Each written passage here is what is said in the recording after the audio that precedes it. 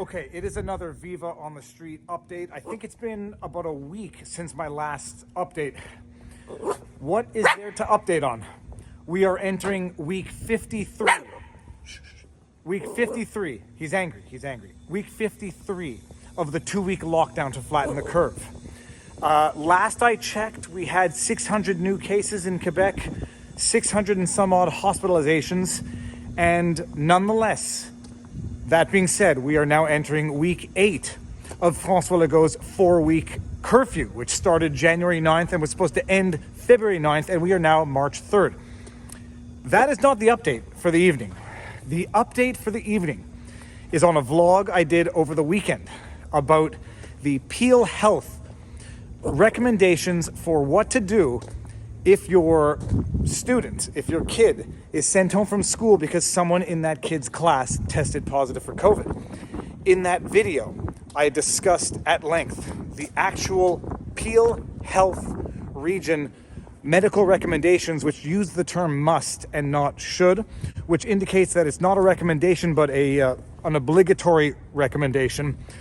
Peel Health, by the way, Peel region is to the never eat, try to eat, northwest of Toronto. Mississauga, Brampton, and another area. There's somebody in the distance that Winston doesn't like. It's a good guard dog.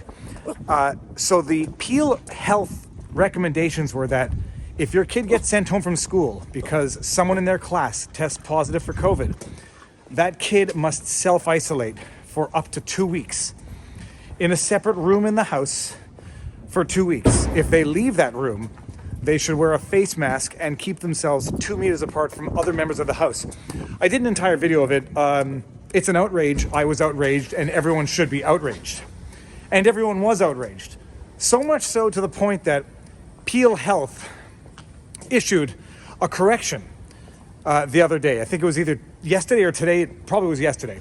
They issued a correction that their communications press release was sent out in error. That was an error. And there was a 1 or 1.5 minute apology, and I would use scare quotes because it was an apology that was shared on Twitter via Rebel News. I'm going to flash that entire apology because that apology is actually more of an insult than an apology. It is not an apology, it's an admission of the wrongdoing in the first place. That apology refers to the Peel Health PDF flyer that was actually not accepted as a handout by the parents and therefore published to the website afterwards. They referred to that communications as a product. And when you watch the video, listen to how many times the spokesperson, under the watchful eye of Doug Ford over his, I think it's his back left shoulder, eyeballing him to make sure that he says the right thing. How many times they refer to that as a product? It came to my attention over the weekend that a communication product put out by Peel Public Health contained an error. This product has since been removed and is currently being revised. The product does not state our position in respect of isolation of children. There are recommendations on our website with a recognition that children cannot self-isolate, and they do need to self-isolate with a parent or guardian. It is important that these guidelines were done with the best intentions, with a recognition that household transmission does continue to be a significant source of spread in our community, and to the extent that we can balance the risk of transmission, certainly with the emotional and physical needs of children, that was where we were trying to go, but the product has been removed and is being revised. Thanks for the question. Was it just not following the provincial guidelines? So no, again, this was an error made on a communication product. It was not a difference in the positions with products. They refer to health guidelines as a product as though we are consumers and not citizens. Consumers who are buying a product that comes from the monopoly that is the government. So in a sense, we're not actually buying it, we're just being compelled to consume it. They refer to it as a product that was communicated in error. It's not that the product itself was an error, it's that it was communicated in error. And they go on to say how they respect the children's rights, that you should obviously do your best under the circumstances, yada, yada, yada. It was communicated in error and it has since been removed from the website. When apologies are more damning than the action itself, that is telling. There was another press release where, the people are issuing the same sort of apology. it was communicated in error. It was a communications error. But in the same communique, they then go on to say, treat this as though it were the measles or any other communicable disease. How would you then deal with it? As if to say it was an error, but we meant exactly what we said, equating COVID-19 to measles or another communicable disease. There was some security behind me. I don't know if I'm going to get the apology, the erratum, almost compounds the initial mistake in that they make it clear they meant exactly what they said, but they just didn't mean to say it the way they said it.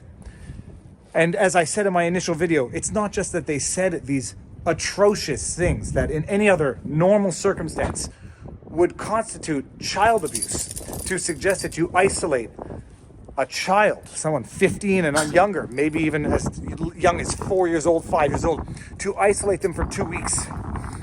Because if they had the measles or another communicable disease like Ebola, what would you do then?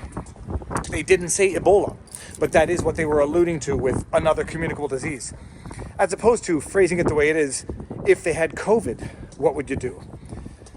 No one would get me to isolate a child, my child, for COVID. Call me crazy, call me whatever you want. Never, ever, under God's green earth. And the mere suggestion itself is offensive and abusive. And people felt that way. And they had to come out with their erratum to say, the product that they were communicating was communicated in error. They didn't mean to communicate it, and they have since taken it down, but treat it as though it were the measles or another communicable disease. How would you deal with that? In no uncertain terms, we didn't mean to send it the way we sent it, but we meant to send it. And that's where we're at. Absolute madness. There's no other word for it. It has degenerated into absolute madness, to the point where the government is telling us what to do with our children in our homes, after having told us what to do in our own homes, who we can have in our homes, after having told us who we can see outside of our own homes, after having told us what we can do, where we can work, when we can work, outside of our own homes. A year in to the 2-week lockdown, to flatten the curve so as not to overwhelm the healthcare facilities. And by all accounts, the healthcare facilities are not overwhelmed. And despite loosening the restrictions, things are just getting exponentially worse, more egregious, more over the top. And it doesn't seem that anybody or enough people seem to have a problem with it. And I appreciate that people are going to say, well, what are you doing other than complaining into a camera? I'm complaining into a camera. And if I can make 10,000 people aware of this problem, 10,000 more people can go to their members of parliament and they can raise their concerns, they can raise their objections, and they can share this story. And if 10,000 people share this story, 100,000 people tomorrow know that at the very least in Quebec, Ontario, and Canada, we have gone so far off the edge that 52 weeks into the 2-week lockdown, we are now 8 weeks into a 4-week curfew, despite the fact that we have 600 new cases, 600 and some odd hospitalizations in a province of 8.5 million people. This is not, get over here. This is not a tiny province where we have substantial numbers prorated to the province. The longer this goes, the more restrictive, repressive, and unjustifiable the measures get. And when the government gets caught with their hands in the oppression cookie jar, they say it was a communications error. They didn't mean to express it the way they did. But in the exact same apology, they tacitly admit they meant to express it exactly the way they did. They didn't expect it to get, they didn't expect the public to react that way.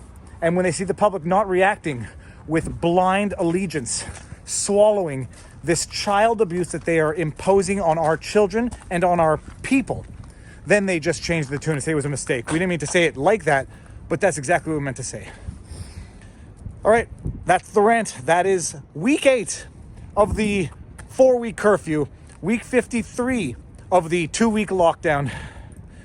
And I think I have enough of an ear to the pavement to know how people are feeling. People are having enough of it. And they need to start vocalizing that they are having enough of it, because enough is enough. And it was enough a long time ago. And I know that Francois Legault supports my free speech rights to say this because he said so on Twitter. Dude, you still haven't peed, and we're going to walk. He's going to pee outside of the house and not in the house. That's Viva on the Street. That's the update on the Peel Region story. The ending is no better than the beginning. But keep laughing because it's absurd. And the only thing you can do at the absurd is laugh or cry.